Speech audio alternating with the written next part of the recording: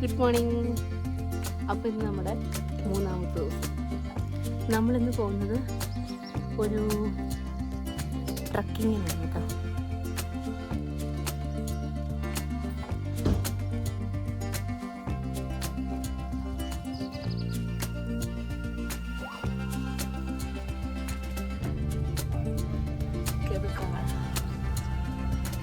ഇതാണ് ഇന്നത്തെ നമ്മുടെ പരിപാടി. അപ്പോൾ നമ്മുടെ ഇന്നത്തെ പരിപാടി എന്താണെന്ന് വെച്ചാൽ ഇന്ന് നമ്മൾ ട്രക്കിംഗ് ആണ് കേട്ടോ ഉദ്ദേശിക്കുന്നത്. ട്രക്കിംഗ് എന്ന് പറയാൻ പറ്റുമോ എന്നറിയില്ല, ഹൈക്കിംഗ് എന്ന് പറയാൻ വേണമെങ്കിൽ. നമ്മൾ ഇന്ന് പോകുന്നത് ഇന്നലെ നമ്മൾ പോയ അതേ സ്ഥലത്തേക്ക് തന്നെയാണ്, ലോത്തബ്രണ്ണനിലേക്ക്. ഞാൻ പറഞ്ഞല്ലോ, ഇനി നമ്മുടെ കുറേ ദിവസങ്ങൾ നമ്മൾ സ്ഥിരം ഈ റൂട്ട് തന്നെയായിരിക്കും പിടിക്കാൻ പോവുക. നമ്മളിവിടുന്ന് തൂൺ തടാകക്കരയിൽ കൂടെ ഇന്റർലേക്കൻ ചെല്ലുന്നു. അവിടെ നിന്ന് നമ്മൾ ഗ്രിന്ദൽവാൾഡ് പോകുന്നില്ല, പകരം നമ്മൾ നേരെ ഇന്ന് ലോത്തബ്രണ്ണനിലേക്കാണ് പോകുന്നത്. അവിടെ നിന്ന് ഞാൻ ഇന്നലെ പറഞ്ഞല്ലോ 2 സൈഡിലും മൗണ്ടൻ ഫ്രീ കാർ വില്ലേജ് ഉണ്ടെന്ന്. അതിൽ വേറൊരു കാർ മൗണ്ടൻ വില്ലേജിലേക്കാണ് നമ്മൾ പോകുന്നത്. കാർ ഫ്രീ ആയിട്ടുള്ള വേറൊരു വില്ലേജിലേക്ക്, വെങ്ങൻ എന്നാണ് കേട്ടോ പേര്. ഇന്ന് കുറച്ച് മൂടി കെട്ടിയ ദിവസമാണ് കേട്ടോ. ദേ ഇപ്പം നിങ്ങൾ ഈ റൈറ്റ് സൈഡിൽ കാണുന്നത് ഒരു ലാമ വളർത്തൽ കേന്ദ്രമാണ് കേട്ടോ. നമ്മുടെ വീടിൻ്റെ പുറകിലാണ്. ഇന്ന് എന്തോ ലാമമാരെ ഒന്നും പുറത്ത് കാണാനില്ല. അല്ലെങ്കിൽ ഞങ്ങൾ പുറത്തിറങ്ങി അവർ വന്ന് ഞങ്ങൾ ഇങ്ങനെ കൗതുകത്തോടെ നോക്കിക്കൊണ്ടിരിക്കുന്ന കാണാം. അപ്പം നമ്മൾ ഇന്നലെ വൈകുന്നേരം വന്നപ്പോഴും ഈ ഗ്രാമമൊക്കെ ഒന്ന് കറങ്ങി നടന്നൊക്കെ കണ്ടിരുന്നു കേട്ടോ. എന്തായാലും ഇപ്പോൾ നമ്മൾ പോവുകയാണ്. ഇതാണ് നമ്മുടെ സ്വിറ്റ്സർലാൻഡിലെ ഫേമസ് ആയിട്ടുള്ള പശുക്കൾ. എല്ലാത്തിൻ്റെയും കഴുത്തിൽ ആ കുടമണി കെട്ടിയിട്ടുള്ളത് കാണാൻ പറ്റും കേട്ടോ. നമ്മുടെ ദിൽവാലെ ദുൽഹനിയയിലെ ലേജായങ്കയിലെ മണി അവരെല്ലാവരും കെട്ടിയിട്ടുണ്ട് കേട്ടോ. രാത്രിയൊക്കെ ആയിക്കഴിഞ്ഞാൽ ഈ മണിശബ്ദം ഇങ്ങനെ ദൂരേന്ന് ഇങ്ങനെ കേട്ടോണ്ടിരിക്കും. ഇന്നലെ മുഴുവൻ ഞങ്ങൾ ഈ മണിശബ്ദം കേട്ടോണ്ടിരിക്കുകയായിരുന്നു. അങ്ങനെ നമ്മുടെ ഫസ്റ്റ് പോയിന്റ് എത്തി കേട്ടോ. സ്ഥിരം ഇപ്പം 3 ദിവസമായിട്ട് നമ്മൾ സ്ഥിരം ഇറങ്ങുന്നൊരു സ്ഥലമാണിത്, തൂൺ തടാകക്കര. ഇവിടെ നിന്ന് ആ ലോൺലി മൗണ്ടൻ കാണാതെ പോകാൻ ഞങ്ങൾക്ക് പറ്റില്ല. ഞങ്ങളവിടെ ഇറങ്ങി ഫോട്ടോ ഒക്കെ എടുത്തു, കുറേ വീഡിയോ ഒക്കെ എടുത്തു. ഇവിടെയൊക്കെ വന്നപ്പോഴത്തേക്കും നല്ല തെളിച്ചം ഫീൽ ചെയ്യുന്നുണ്ടായിരുന്നു കേട്ടോ. നമ്മൾ നല്ല ഭംഗിയുള്ളൊരു ഫ്രെയിമായിരുന്നു അത്. അപ്പോൾ എന്തായാലും അത് എടുക്കാതെ പോകണ്ടെന്ന് കരുതി കുറച്ച് നേരം അവിടെ ഒന്ന് നടന്ന് വീഡിയോ ഒക്കെ എടുത്തു. നല്ല ആഴം തോന്നുന്നുണ്ടായിരുന്നു വെള്ളത്തിന്. ഈ കാണുന്ന അരികിൽ മാത്രമേ ഉള്ളൂ കേട്ടോ കല്ലൊക്കെ ഇട്ടേക്കണത്. അത് കഴിഞ്ഞാൽ ഭയങ്കര ഡെപ്ത് പോലെ നമുക്ക് ഫീൽ ചെയ്യുന്നു. എന്തായാലും അവിടെ നിന്ന് നമ്മളിതാ പോവുകയാണ്. ഇന്ന് നമ്മൾ നേരെ ലോത്തബ്രണ്ണനാണല്ലോ പോകുന്നത്. ഇപ്പോൾ ഗ്രിന്ദൽവാൾഡ് പോകുന്നില്ല, അതുകൊണ്ട് നമ്മൾ പെട്ടെന്ന് എത്തും എന്നുള്ളതാണ് നമ്മുടെ പ്രതീക്ഷ. നമ്മളീ പോയിക്കൊണ്ടിരിക്കുന്ന വഴിയിൽ ഈ പറഞ്ഞ സ്ഥലങ്ങളിലേക്ക് ഈ റോഡ് ക്ലോസ്ഡ് ആണോ ഓപ്പൺ ആണോ, അവിടെ എത്ര തിരക്കുണ്ട്, ഇപ്പം നിങ്ങൾക്ക് ട്രാഫിക് എങ്ങനെയുണ്ട്, എത്ര നേരം എടുക്കും എന്നുള്ള ബോർഡുകളൊക്കെ നമുക്ക് കാണാൻ പറ്റും കേട്ടോ. നമ്മൾ പോയ വഴിക്ക് തന്നെ കണ്ടു 5 മിനിറ്റ് കൊണ്ട് നിങ്ങൾ 10 മിനിറ്റ് കൊണ്ട് ഇന്ന സ്ഥലത്തെത്തുന്നൊക്കെ കണ്ടു. അപ്പോൾ അതിനർത്ഥം അവിടെ ട്രാഫിക് ഒന്നുമില്ല, ബ്ലോക്ക് കുറവാണെന്നൊക്കെയാണ്. ഇന്നൊരു മഴ ദിവസമാണല്ലോ, അതുകൊണ്ടായിരിക്കും ആൾ കുറവുണ്ടാവുക. എന്തായാലും ഞങ്ങൾ പെട്ടെന്ന് തന്നെ ലോത്തബ്രണ്ണനിലെത്തി. ഗ്രിന്ദൽവാൾഡിലേക്കുള്ള വഴിയിലാണ് കേട്ടോ എപ്പോഴും ബ്ലോക്ക് ഉണ്ടാവാറ്. ഡയറക്റ്റ് ഇങ്ങോട്ട് പോകുമ്പോൾ കുറച്ചും കൂടെ ഈസിയാണ്. ഇതാ നമ്മൾ എത്തിക്കഴിഞ്ഞു. ഇവിടെ നിന്ന് നമുക്ക് വെങ്ങനിലേക്ക് ട്രെയിനാണ് ആദ്യം പിടിക്കേണ്ടത്. നമ്മൾ ഇന്നലെ പോയ മ്യൂറൈനിലേക്ക് നമ്മൾ ആദ്യം കേബിൾ കാർ പിടിച്ചിട്ടാണല്ലോ ട്രെയിൻ പിടിച്ചത്.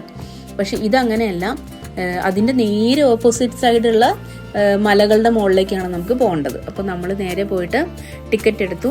ഇവിടെ നമുക്കൊരു ചെറിയ കൺഫ്യൂഷൻ വന്നിട്ടുണ്ടായിരുന്നു. നമ്മൾ കുട്ടികൾക്ക് ടിക്കറ്റ് എടുത്തു, പക്ഷേ ഇന്നത്തെ ദിവസം എൻഡ് ചെയ്തപ്പോഴേക്കും നമ്മുടെ മുമ്പിൽ മാലാഖയെ പോലെ ഒരു ടി വരുന്നു. ആ പുള്ളിക്കാരൻ പറഞ്ഞു തന്നു, ഞങ്ങൾക്ക് കുട്ടികൾക്ക് ഒറ്റ തവണ ടിക്കറ്റ് എടുത്താൽ മതി, കുറേ ദിവസത്തേക്ക് പിന്നെ ഫ്രീ ആണ്.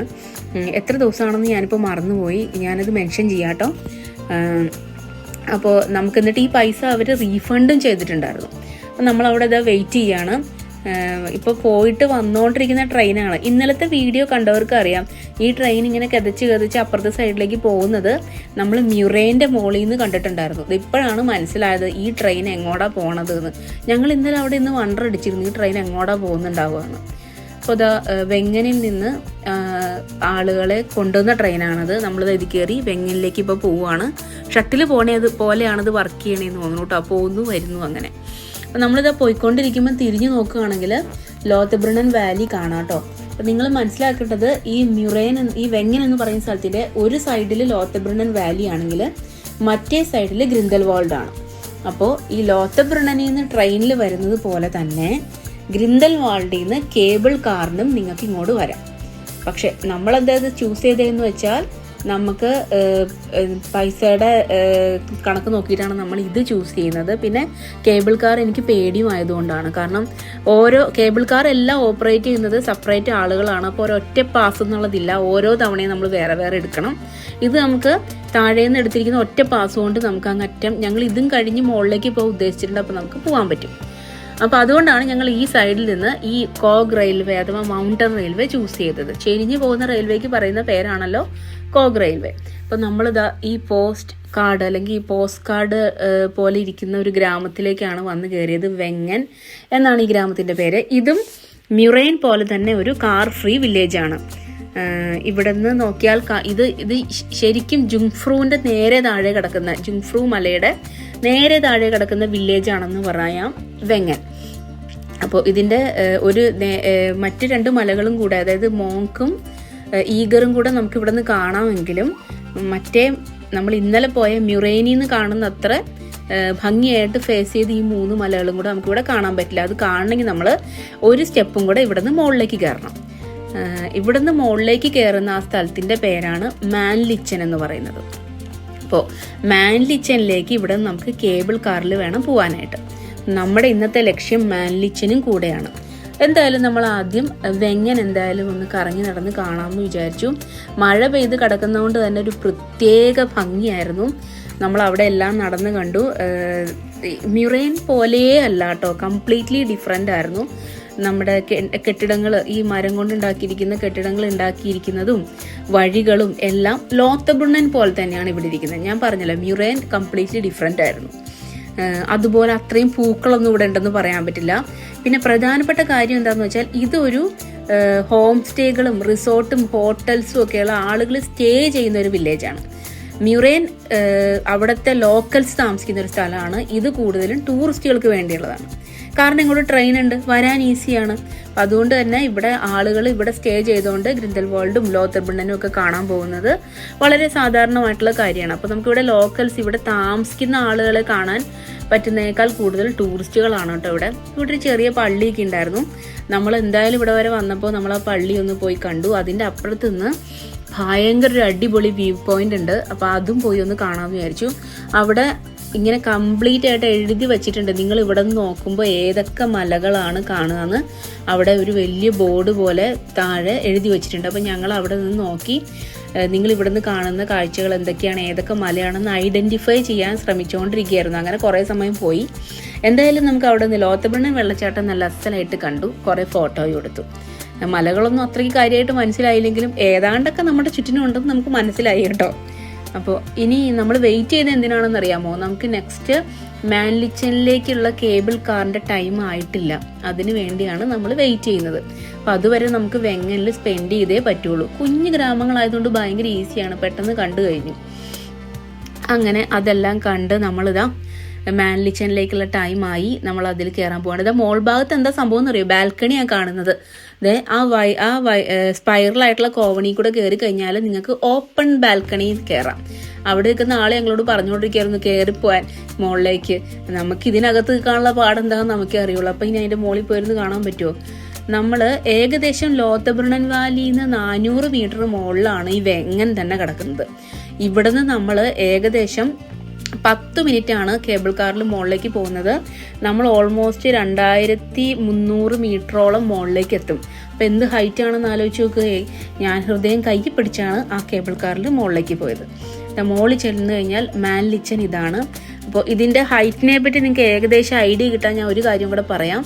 ഇതിന് തൊട്ട് മുകളിലാണ് ടോപ്പ് ഓഫ് യൂറോപ്പ് കിടക്കുന്നത്. അപ്പോൾ ടോപ്പ് ഓഫ് യൂറോപ്പിൻ്റെ തൊട്ട് താഴെയുള്ള ഒരു സ്ഥലം, ഒരു പോയിൻ്റാണ് മാൻലിച്ചൻ എന്ന് പറയുന്നത്. അപ്പോൾ നമുക്ക് മഞ്ഞ് കാണാൻ ഇഷ്ടമില്ലാത്തതുകൊണ്ട് നമ്മൾ ടോപ്പ് ഓഫ് യൂറോപ്പിൽ പോയില്ല. നമ്മൾ മാൻലിച്ചൻ വന്നു. അവിടെ മാൻലിച്ചൻ സമ്മിറ്റ് ഉണ്ട്. അതായത് നമ്മൾ റോയൽ വാക്ക് എന്ന് പറയുന്ന ഒരു ട്രയൽ എടുത്താൽ നമുക്ക് ഈ മാൻലിച്ചിൻ്റെ സമ്മിറ്റിലെത്താം.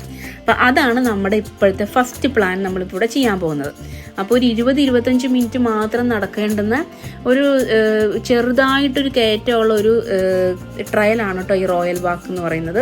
അപ്പോൾ അത് നമ്മൾ ചെയ്യാൻ പോവാണ്. നിങ്ങൾ ചുറ്റിനും കിടക്കുന്ന കൊടുമുടികളും മലകളും കണ്ടോ? ഇത് മുഴുവനും ജുങ്ഫ്രോ റീജിയനാണ് ആ കാണുന്നത്. അതിൻ്റെ ഒരു സൈഡിൽ ഈഗറും മോങ്കും ഉണ്ട്. മോങ്ക് നമുക്ക് ഇവിടെ നിന്ന് വ്യക്തമായിട്ട് കാണുന്നില്ല. ഇപ്പോൾ മെയിനായിട്ട് ജുങ്ഫ്രോ റീജിയനാണ് കാണുന്നത്. ഞാൻ നിങ്ങളോട് പറഞ്ഞില്ലേ, അപ്പോൾ ഇവിടെ നിന്ന് ഈ മാൻലിച്ചനിൽ നിന്ന് നമുക്ക് ഇനി ടോപ്പ് ഓഫ് യൂറോപ്പിലേക്ക് കേബിൾ കാർ ഉണ്ട്, നമുക്ക് വേണമെങ്കിൽ പോവാം. അതല്ല കൂടാതെ ഗ്രിൻഡൽവാൾഡിൽ നിന്ന് ഡയറക്റ്റ് മാൻലിച്ചനിലേക്ക് 20 മിനിറ്റ് കേബിൾ കാർ ഉണ്ട്. അങ്ങനെ വന്നിട്ട് നമുക്ക് ഇവിടെ വന്നിട്ട് ടോപ്പ് ഓഫ് യൂറോപ്പിലേക്ക് പോവാം. ഇതല്ലാതെ ഗ്രിൻഡൽവാൾഡിൽ നിന്ന് നോർമൽ കോഗ് റെയിൽവേയിൽ നമുക്ക് ടോപ്പ് ഓഫ് യൂറോപ്പിലേക്ക് പോവാം. ഇതെല്ലാം വേറെ വേറെ പ്രൈസാണ് കേട്ടോ, അതാണ് ഞാനിത് എടുത്തെടുത്ത് പറയുന്നത്. അപ്പോൾ അത് നിങ്ങൾക്ക് കമ്പയർ ചെയ്തിട്ട് എങ്ങനെയാണെന്ന് വെച്ചാൽ നോക്കാം. ചിലർക്ക് കേബിൾ കാറിൽ പോകാനായിരിക്കുമല്ലോ ഇഷ്ടം കാഴ്ചകൾ കണ്ടിട്ട്. അപ്പോൾ അങ്ങനെയുള്ളവർക്ക് ആ 20 മിനിറ്റ് ഏറ്റവും താഴെ നിന്ന് ഗ്രിൻഡൽവാൾഡിൽ നിന്ന് 20 മിനിറ്റ് എടുത്ത് ഇങ്ങോട്ട് വരുന്നത് ഭയങ്കര ഒരു സംഭവം തന്നെയായിരിക്കും. അതും ചൂസ് ചെയ്യാവുന്നതാണ്. അപ്പോൾ ഞാൻ വീണ്ടും ആസ് യൂഷ്വൽ ഇന്നലെ വെയിറ്റ് ചെയ്ത പോലെ കുറച്ച് നേരം വെയിറ്റ് ചെയ്തു. അത് എനിക്ക് ബോറടിച്ചു. അപ്പോൾ ഞാനും കരുതി ഞാനെന്താ പോവാന്ന്. എനിക്ക് ചെറുതായിട്ടൊരു ശ്വാസം മുട്ടലുള്ളതുകൊണ്ടാണ് ഞാൻ ഇതൊന്ന് കയറണ്ടെന്ന് വിചാരിച്ചത്. പിന്നെ ഞാൻ കരുതി കുഴപ്പമൊന്നും തോന്നിയില്ല, നല്ല ശുദ്ധവായുവൊക്കെ ശ്വസിച്ചപ്പോൾ എനിക്കും കൂടെ ഒന്ന് കയറിയേക്കാൻ തോന്നി. പിന്നെ ഇത്രയും ഭംഗിയുള്ള മലകളും മഞ്ഞുമലകളൊക്കെ ഉണ്ട്, ആർക്കാണല്ലേ കയറാൻ തോന്നാത്തത്. പക്ഷെ മുകളിൽ എൻ്റെ അമ്മച്ചിയെ നല്ല കഠിനമായിരുന്നു, കരിമല കയറ്റം കഠിനം എൻ്റെ അയ്യപ്പാന്ന് പറഞ്ഞ അവസ്ഥയായിരുന്നു കയറാനായിട്ട്. ഈ മൂടൽമഞ്ഞ് ഇങ്ങനെ വന്നുകൊണ്ടിരിക്കുന്നത് ഒരു പ്രശ്നമായിരുന്നു. ഈ മൂടൽമഞ്ഞ് വരുമ്പോൾ നമുക്ക് പിന്നെ സീറോ വിസിബിലിറ്റി ആണല്ലോ, നമ്മൾ അങ്ങനെ തന്നെ നിൽക്കണം. ഞാൻ കുറച്ച് ഇരുന്നൊക്കെ നോക്കി, കാരണം ടെൻഷനായിട്ട് അങ്ങനെയൊക്കെ ഇരുന്ന് കിടന്നുമൊക്കെ ഒരു വിധത്തിൽ നമ്മൾ മുകളിലെത്തി. അല്ല ഇതൊന്നുമില്ല, നല്ല തെളിഞ്ഞ ദിവസമാണെങ്കിൽ നമുക്ക് 20-25 മിനിറ്റ് കൊണ്ട് മുകളിൽ കയറി പോകാൻ പറ്റാവുന്നതേ ഉള്ളൂ. ഏറ്റവും പീക്കിൽ ഞാൻ പോയില്ല, കാരണം അപ്പോഴേക്കും ഫുൾ മൂടൽമഞ്ഞിൽ മൂടിപ്പോയി. ഇവർ പോയിട്ട് ഇവർക്ക് ജസ്റ്റ് ഒരു ഗ്ലാൻസ് കിട്ടിയെന്ന് പറഞ്ഞു കാണാനായിട്ട്, അവിനാശും കുട്ടികളും. എന്തായാലും അത് കണ്ടിട്ട് നമ്മൾ താഴോട്ട് ഇറങ്ങുകയാണ്. അവരും വന്നു. അപ്പോൾ ഞങ്ങൾ പിന്നെ ഒരുമിച്ച് താഴേക്ക് ഇറങ്ങാമെന്നാണ് നമ്മുടെ പ്ലാൻ. നമുക്കിനി താഴെ എത്തിയിട്ട് നമുക്കൊരു ട്രെയിൽ സെലക്ട് ചെയ്യണം. ഇതിൻ്റെ ഞാൻ നിങ്ങളോട് പറയാൻ വിട്ടുപോയി. നമ്മൾ കേബിൾ കാർ വെച്ച് തന്നെ നമ്മളൊരു സാഡ് ന്യൂസ് കേട്ടിട്ടുണ്ടായിരുന്നു. എന്താണെന്ന് വെച്ചാൽ നമ്മൾ പ്ലാൻ ചെയ്ത് വന്നത് പനോരമിക് ട്രെയിൽ എന്ന് പറയുന്നൊരു ട്രെയിലാണ്. ഇവിടെ നിന്ന് ക്ലൈൻഷെദ്ഗ് എന്ന് പറയുന്നൊരു സ്ഥലത്തേക്ക് ആണ് നമുക്ക് പോകേണ്ടത്. ഈ ട്രെയിൻ റൂട്ടിലേക്കാണ് കേട്ടോ. നമ്മളിപ്പോൾ വന്ന കേബിൾ കാറിൽ കയറി വന്നില്ലേ, ആ റൂട്ട് നമ്മൾ താഴേക്ക് ഇറങ്ങി പോകാൻ പോവാണ്. ഓക്കെ, അപ്പോൾ അങ്ങോട്ട് പോകേണ്ട നമ്മുടെ റൂട്ട് എന്ത് പറ്റിയെന്ന് വെച്ചാൽ അത് താൽക്കാലികമായിട്ട് അടച്ചേക്കുവാണ്, മഞ്ഞും ഐസും വീണിട്ട്. നമ്മൾ അവിടെ പോയി കൗണ്ടറിലൊക്കെ പോയി കുറച്ചധികം നേരം ചോദിച്ചു. അപ്പോൾ അവർ പറഞ്ഞു, ഇതാ ഇങ്ങനെ കുറച്ച് നേരം നിങ്ങൾ നടക്കുമ്പോൾ ഈ പനോരമിക് ട്രെയിൽ അടച്ചേക്കുകയാണെങ്കിലും റൊമാൻറ്റിക് ട്രെയിൽ എന്ന് പറയുന്ന വേറൊരു ട്രെയിലുണ്ട്, അപ്പോൾ അതുവഴി പോയി നോക്കാം. അത് പോയാൽ അടിപൊളിയാണ്. അയാൾ കൂടുതൽ പറയുന്നത് ഈ പനോരമിക് ട്രെയിലിനേക്കാളും കൂടുതൽ റൊമാൻറ്റിക് ട്രെയിലാണ് അയാൾ നമുക്ക് സജസ്റ്റ് ചെയ്യുന്നതെന്നൊക്കെ പറയായിരുന്നു. പക്ഷെ ഞങ്ങൾ ഓൾറെഡി ഇതിനെപ്പറ്റി നോക്കിയിരുന്നു. ഈ പനോരമിക് ട്രെയിലിൽ നമുക്ക് ഇറക്കം മാത്രമേ ഉള്ളൂ, അതുകൊണ്ടാണ് അത് നമ്മൾ ചൂസ് ചെയ്തത്. ഈ റൊമാൻറ്റിക് ട്രെയിലിൽ ടൈം കൂടുതൽ എടുക്കുകയും ചെയ്യും. നമുക്ക് അത് 7 കിലോമീറ്ററിൻ്റെ ആണ്, ടൈം കൂടുതൽ എടുക്കും. മാത്രമല്ല എൻഡിലൊരു നല്ല കുത്തനുള്ള കയറ്റം ഉണ്ടെന്ന് അറിയാമായിരുന്നു ഞങ്ങൾക്ക്. പിന്നെ ഇത്രയും കഷ്ടപ്പെട്ട് ഇവിടെ വരെ വന്നതല്ലേ, എന്തായാലും ഞങ്ങൾക്കത് ചെയ്തേ പറ്റുള്ളൂ എന്ന് തോന്നി. ഞങ്ങളങ്ങനെ അവിടെ നിന്ന് റൊമാൻറ്റിക് ട്രെയിൽ എടുക്കാൻ തീരുമാനിച്ചു. അപ്പോൾ ഇനി നമുക്ക് അടുത്ത എപ്പിസോഡിൽ ഈ റൊമാൻറ്റിക് ട്രെയിലിൽ എങ്ങനെയാണ് ഞങ്ങൾ പോയത്, ഇനി അവിടെ നിന്ന് ഞങ്ങൾക്ക് മുകളിലേക്ക് കയറാൻ പറ്റിയോ എന്നൊക്കെ നിങ്ങൾക്ക് കാണണ്ടേ. അത് കാണാനായിട്ട് നമുക്ക് അടുത്ത എപ്പിസോഡിൽ കാണാം കേട്ടോ. Okay, bye bye.